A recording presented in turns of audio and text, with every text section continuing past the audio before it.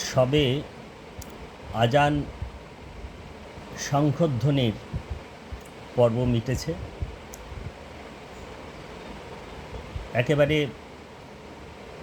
গন্ধকাঠি জেলে পেন খাতা নিয়ে লিখতে বসেছে। এমন সময় পাশের ঘর থেকে মা ডাক দিচ্ছে, আরে পল্টু, এই পল্টু। আমি পেনটা নামিয়ে ওই ঘরে গেলাম। হ্যাঁ বলো, কি বলছো? মা বলছে, খুব আশ্চর্য, আমি তো ভাবতে পারিনি তুই মাল খাস। মানে মাল খাই না? বিল্টু বলছিল, মানে আমার ছোটো ভাই বলছিল, তুই নাকি ওই সুধীরের, কে আছে সুধীর, কি সুধীরের দোকানে নাকি তুই মাল খাস। মাল খাই মানেটা কি? না আমি আর কি করে জানবো? বললাম, কী ব্যাপার, কি বিষয় কি? না ও তোর ভাইয়ের সাথে দেখা হয়েছিল সন্ধ্যাবেলায়, কি একটা জিনিস কিনতে গেছে, তা বলছে যে এরকম, হ্যাঁ আপনার দাদা তো আমার কাছে আসে, এখন তো আমার কাছেই মাল খায়। বললাম, আরে মাল খায় মানে জিনিসপত্র নেই। বাবলুদার দোকান থেকে দূরে হচ্ছে, যার জন্য এখন ওই সুধীরদার দোকানে জিনিসপত্র কিনি, টুকটাক জিনিসপত্র নিই। তোমাদের বলা হয়নি দোকানটা চেঞ্জ করেছি, অনেকটা দূর হচ্ছে, মোটামুটি কিছু জিনিসপত্র নিই, তাই বলেছে মাল খায়। মাল খায় মানে এখনকার দিনকাল পাল্টে গেছে। এখন মাল মানে জিনিসপত্র, আরও অনেক কিছু আছে, সেসব তোমার জানার দরকার নাই। সব সময় মাল মানে মদ নয়। আর মদ খেলে কি খারাপ? তুমি দেখেছো তো, বাড়িতে আমাদের শক্তি চট্টোপাধ্যায়ের ছবি আছে, কৃষ্ণজি দেখে দিয়েছিল, কি সুন্দর ছবিটা। তো উনি তো মদ খেতেন, কিন্তু কত বড় কবি।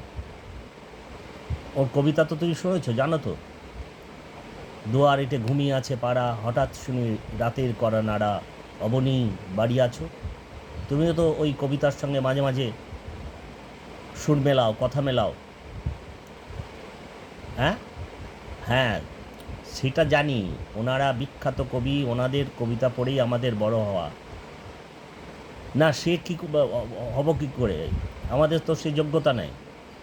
শক্তি চট্টোপাধ্যায় হব বললে তো হয় না। ঋত্বিক ঘটকও মদ খেতেন। হ্যাঁ, না সে,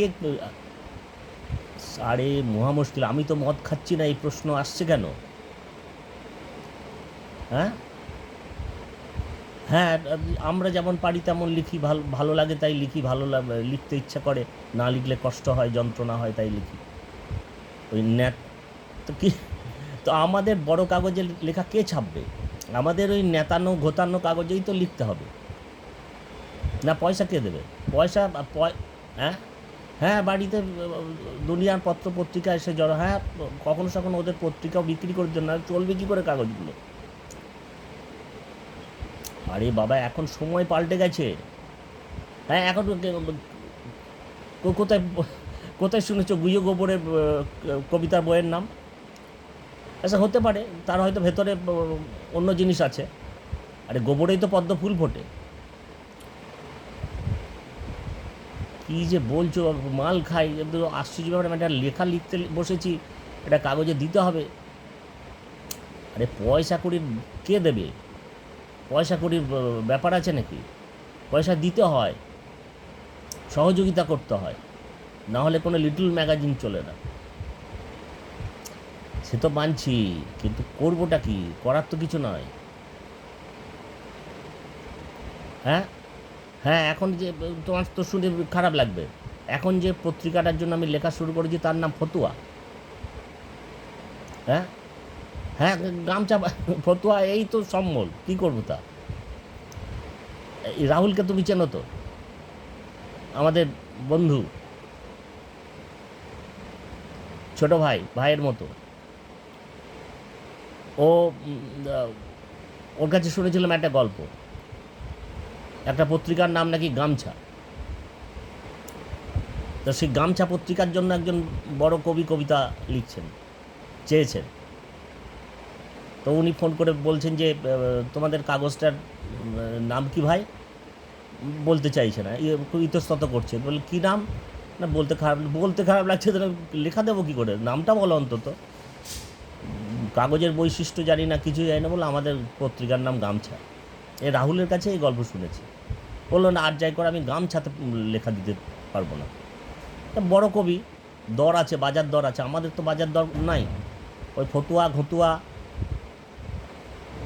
যে ডালের কাক বসে না, পতিতা যখন সতী, বউ উড়ে গেল বড়লাকা হয়ে, ভানু ব্যানার্জির কমিক শুনেছিলাম। তা আমাদের ওই রকমই লিখতে হয়, কিছু তো করার নাই। এই তো সন্ধ্যেটা গেল কেচিয়ে, আর আমার লেখা মাথায় উঠলো। ফতুয়া এখন মানে হয়ে গেছে, গামছা ফতুয়া সব,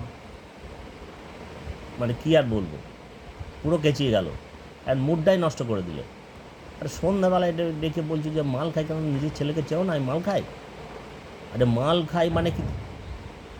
হ্যাঁ, কী বলছ? আরে ওদের পদবী মাল। হ্যাঁ, ও একটা কাগজের সম্পাদক, ওর নাম মালামাল। তো কে বলে ওই দোকানে কি ওই সব চর্চা? তাহলে এর দোকানেও তো জিনিসপত্র নেওয়া, মাল বলা যাবে না, জিনিসপত্র নেওয়া বন্ধ করতে হবে। ওখানে আমি কি বলেছি? সাত সকালে মালামাল।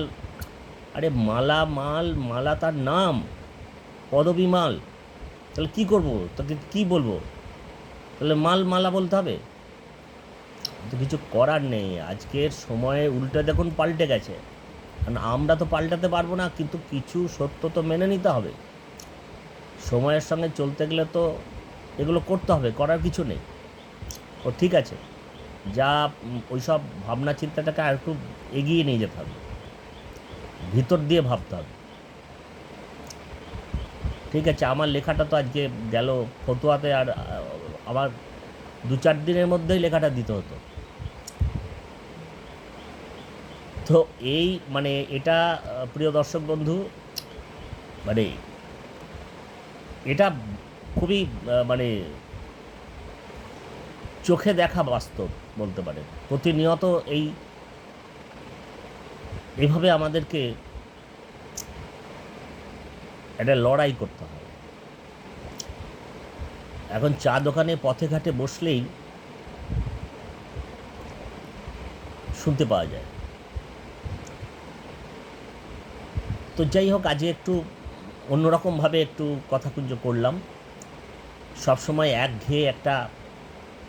খুব একঘেয়েমি লেগে যায়, তখন একটু স্বাদ বদলের জন্য এরকম একটু মজা, একটু রম্য কথাবার্তা বলতে ইচ্ছে করে। এর মধ্যে যে খুব একটা গভীর কিছু খুঁজতে হবে বা খুঁজবার কোনো দরকার নেই। খুবই একটা হালকা চালে 2-4টে রম্য কথাবার্তা আপনাদের সঙ্গে শেয়ার করলাম। আপনারা নিয়মিত কথাকুঞ্জ দেখছেন, মূল্যবান মতামত দিচ্ছেন। এভাবেই আমাদের পাশে থাকুন, আমাদের সঙ্গে থাকুন। আগের পর্বগুলির মতো এই পর্বটিও আপনাদের কেমন লাগলো নিশ্চিত করে লিখে জানাবেন। সকলে ভালো থাকতে চেষ্টা করবেন। ভালো লাগলে লাইক, শেয়ার, কমেন্ট করবেন। আর আপনারা তো জানেন, সাবস্ক্রাইব করতে কোনো পয়সা কড়ি লাগে না, একটু ভালোবাসার স্পর্শ লাগে। ঠিক আছে, আজকের কথাকুঞ্জ তাহলে এখানেই শেষ করি। অনেক ধন্যবাদ, নমস্কার।